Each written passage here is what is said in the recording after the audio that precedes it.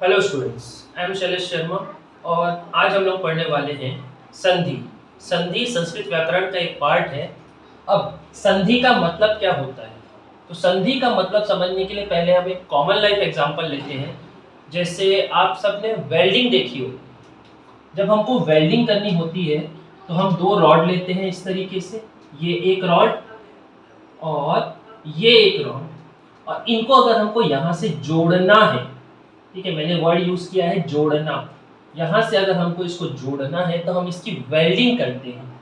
जैसे अगर मैं इसका नाम रख दूं ए बी और इसका नाम रख दूं सी डी, तो जब हम इसको जोड़ेंगे, इसकी वेल्डिंग करेंगे, वेल्डिंग करने के बाद ये कुछ इस तरीके का हो जाएगा।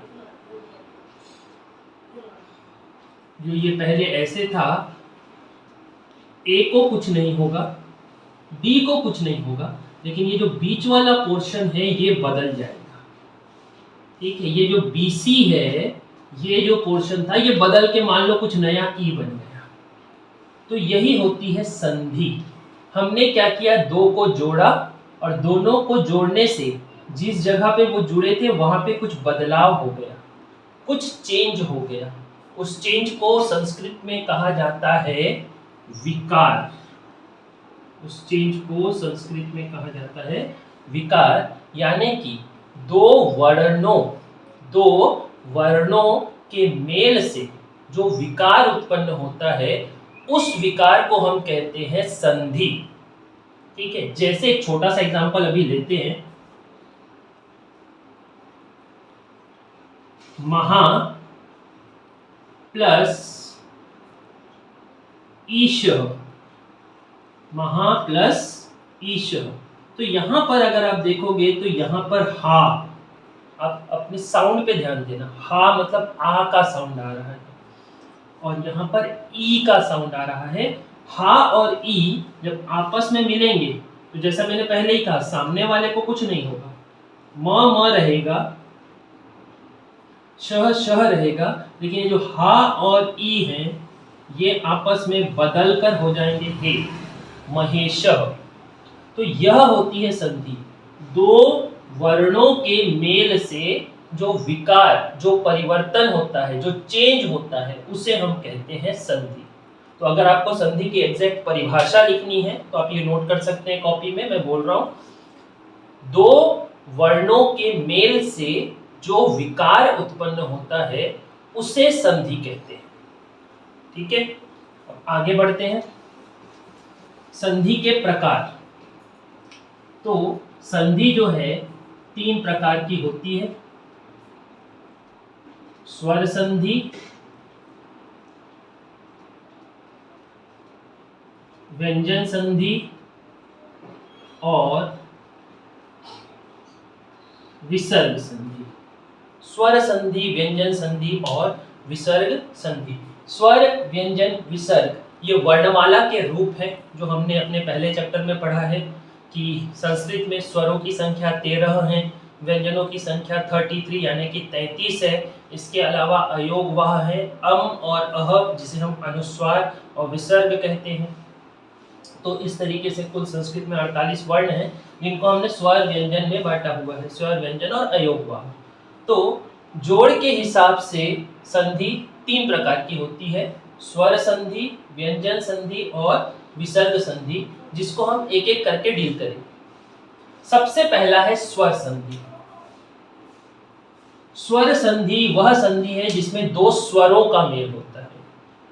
ठीक है, तो इसकी परिभाषा कुछ इस प्रकार से बनेगी, दो स्वरों के मेल से जो विकार उत्पन्न होता है उसे स्वर संधि कहते हैं। ठीक है, मैं रिपीट कर रहा हूं, आप फिर से सुन के ध्यान से लिखिएगा।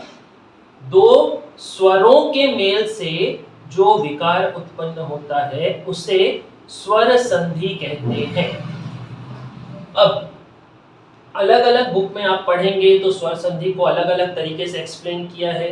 मैं किसी एक बुक को फॉलो ना करते हुए एक और इजी रूल मैंने बनाया है, जिसको अगर आप फॉलो करेंगे तो आप कभी भी संधि में गलती नहीं करेंगे। तो हम आते हैं सबसे पहले स्वर संधि। तो स्वर संधि के लिए सबसे पहले हमें ये पता होना चाहिए कि स्वर कितने हैं। तो ये हमने पहले चैप्टर में पढ़ा है कि स्वर 13 हैं। तो ये 13 स्वर मैंने लिख दिए, यू कैन काउंट 1 2 3 4 5 6 7 8 9 10 11 12 13।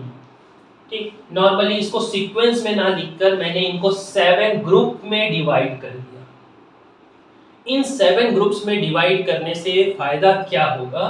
तो इन 7 ग्रुप्स में डिवाइड करने से फायदा ये होगा कि हमको रूल बनाना इजी हो जाएगा। बुक में जो है अलग तरीके से रूल बनाया है, मैं आपको जो बता रहा हूँ वो थोड़ा अलग तरीके से है। ठीक, तो अब हमने स्वर संधि समझ लिया कि दो स्वरों के मेल से जो विकार उत्पन्न होता है उसे स्वर संधि कहते हैं। स्वर संधि में भी प्रकार है, 5 प्रकार, जो कि बहुत इंपॉर्टेंट है। तो स्वर संधि का जो सबसे पहला प्रकार है वह है दीर्घ स्वर संधि। दीर्घ स्वर संधि। अब दीर्घ स्वर संधि क्या है समझना। ये जो मैंने ग्रुप्स बनाए हैं, दीर्घ स्वर संधि के 4 नियम हैं, 1 2 3 4। नियम क्या है? 1 + 1 2 + 2 3 + 3 4 + 4। अब इस 1 + 1 का क्या मतलब है? 1 + 1 मतलब पहला ग्रुप यानी कि अ और आ अपने ही ग्रुप से मेल कर रहा है, अ और आ से, तब ये बनता है आ। दूसरा ग्रुप ई और ई अपने ही ग्रुप से मेल कर रहा है, यानी ई और ई से मेल कर रहा है, तब ये बन जाता है बड़ी ई। उ और उ का मेल यदि उ और उ से ही हो रहा है तब ये बन जाता है बड़ा उ। और री का मेल यदि री और री से हो रहा है तब ये बन जाता है बड़ा री। 2 बार अगर आप इस तरीके से लिखते हैं तो यह हो जाता है बड़ा री। यानी कि जो दीर्घ स्वर संधि है वो शुरू के 4 ग्रुप्स के लिए है और उनमें भी उन ग्रुप्स का मेल आपस में होना चाहिए। ठीक है, उदाहरण से समझते हैं। जैसे ये मेरा पहला उदाहरण, सत्य प्लस अर्थ। जैसे मैंने पहले ही बोला, आप प्लस साइन के लेफ्ट और राइट वाले को ही देखिए, जहां पे जोड़ रहे हैं उसके लेफ्ट और राइट। सत्य अ का साउंड, अर्थ अ का साउंड, अ प्लस अ किसमें है? फर्स्ट ग्रुप में। तो फर्स्ट ग्रुप का जब फर्स्ट ग्रुप के साथ होता है तो वो बन जाता है आ, यानी कि ये जो है ये दोनों मिलके बना लेंगे आ, तो ये बन जाएगा सत्यार्थ। वैसे ही हिम प्लस आलिय, अ और आ, अ और आ भी फर्स्ट ग्रुप में, आ भी फर्स्ट ग्रुप में। तो फर्स्ट ग्रुप जब फर्स्ट ग्रुप के साथ मिलता है तो वो होता है आ, तो ये दोनों मिलके भी आ बना लेंगे, तो यह बन जाएगा हिमालय। नेक्स्ट कवि प्लस ईश, ई और ई, छोटी ई बड़ी ई, छोटी ई बड़ी ई दोनों सेकंड ग्रुप में है। तो सेकंड ग्रुप यदि सेकंड ग्रुप के साथ मिल रहा है तब जो हमको मिलेगा वो है बड़ी ई। देखो आप, बड़ी ई, ये दोनों मिलके बनाएंगे बड़ी ई। क वि श, कविश। भानु उदय, छोटा उ छोटा उ, छोटा उ छोटा उ और उ सेम ग्रुप 3 ग्रुप में है। 3 ग्रुप जब आपस में मिलते हैं तो बड़ा उ बनाते हैं। तो भानुदय, बड़े उ की मात्रा आ जाएगी। वधु उत्सव, बड़ा उ छोटा उ, बड़ा उ छोटा उ दोनों 3 ग्रुप में, दोनों 3 ग्रुप मिलते हैं तो बड़ा उ बनता है। सो दिस विल बी, तो ये हो जाएगा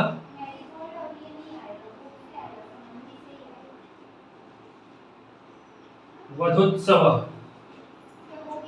पितृ ऋणम, पितृ ऋणम, पितृ री का साउंड, ऋणम फिर से री का साउंड, तो री और री 4 और 4 मिलके बड़ी री बनाते हैं, तो ये हो जाएगा पितृ ऋणम। ठीक है, 3 जो है डबल आ गया है, यानी कि वहां पर बड़ी री हो गई है। तो यह होता है दीर्घ स्वर संधि, जिसमें 1 का मेल 1 से, 2 का मेल 2 से, 3 का मेल 3 से, 4 का मेल 4 से होता है। इसे हम कहते हैं दीर्घ स्वर संधि। स्वर संधि का दूसरा रूप है गुण स्वर संधि। अब इसका क्या नियम है? अभी हमने क्या किया, 1 1 1 2 1 3 1 4 कर लिया। गुण स्वर संधि में भी 4 नियम है,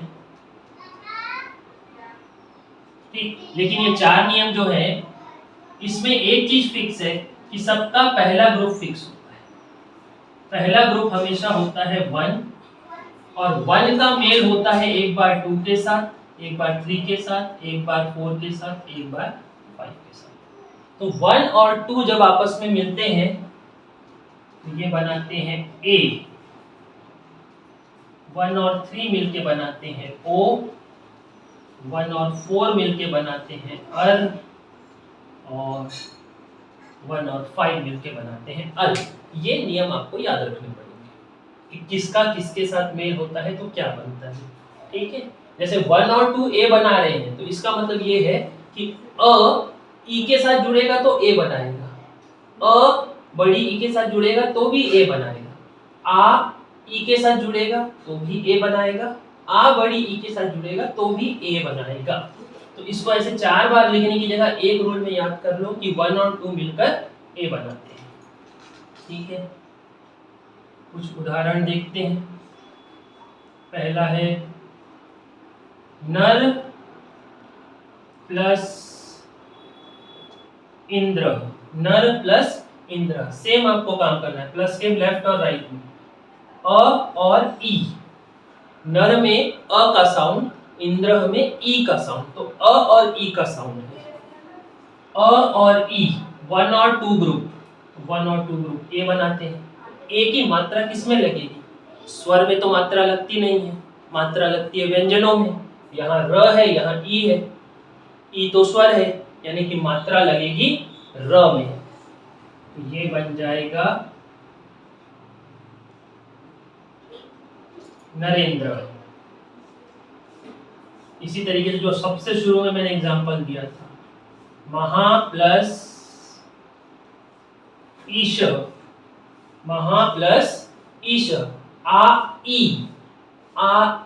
1 2 1 2 बनाता है ए, तो मात्रा लगेगी ह में, हमें आ की मात्रा लगी है, लेकिन संधि के बाद वो ए में बदल जाएगी, तो यानी कि ये हो जाएगा महेश,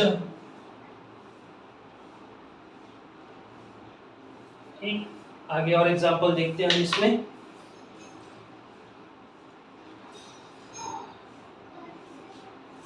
पर प्लस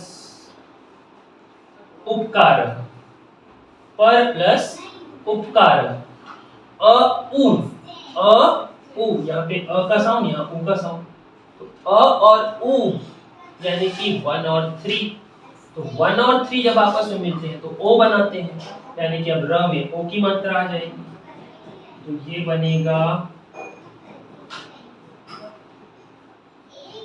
परोपकार। आपको ध्यान ये देना है कि मात्रा व्यंजन में लगानी है, उनको हटा देना है। जब दोनों का मेल हुआ तो र में ओ की मात्रा लगी, ये बन गया परोपकार, ठीक है। उसके बाद एक और लेते हैं, महा प्लस उदय, आ और उ, आ और उ मिलके भी क्या बनाएंगे, आ उ 1 3 मिलके ओ बनाते हैं, तो ये बनेगा ओ, यानी कि महोदय।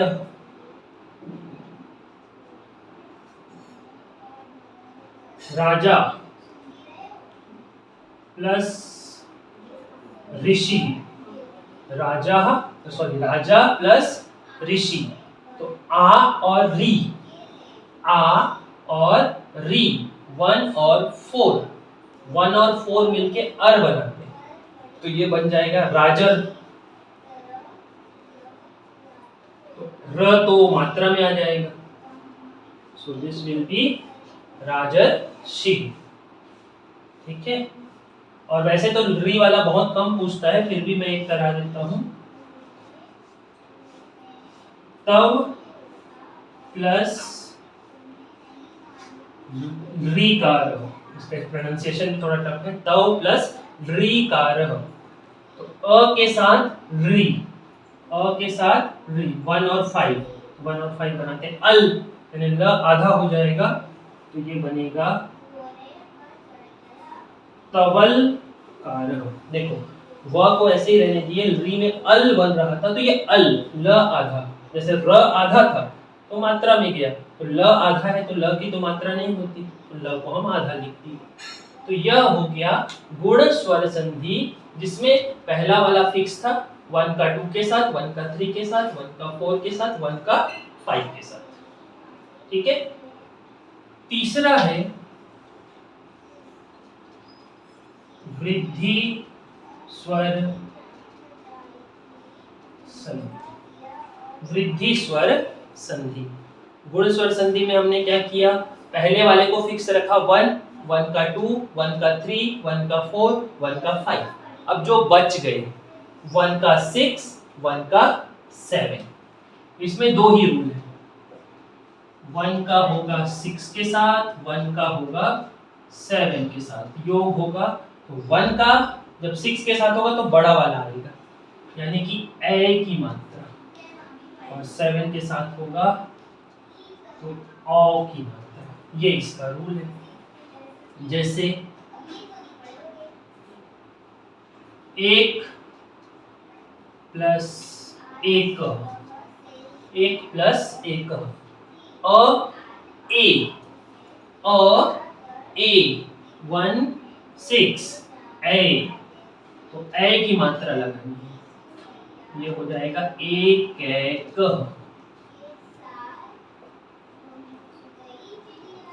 सदा प्लस ए, आ और ए, आ ए 1 and 6 ए, तो ये बन जाएगा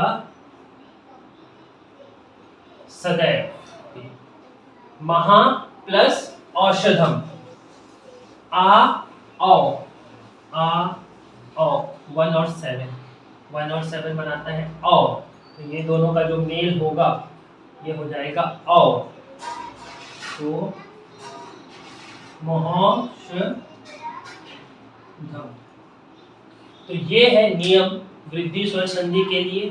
तो आज हमने डील किया है स्वर संधि में दीर्घ स्वर संधि, गुण स्वर संधि और वृद्धि स्वर संधि। 2 रूप और बचे हुए हैं जो हम अगले वीडियो में डील करेंगे। तब तक आप इसको पढ़िए और ज़्यादा क्वेश्चन बनाने की कोशिश कीजिए। Thank you.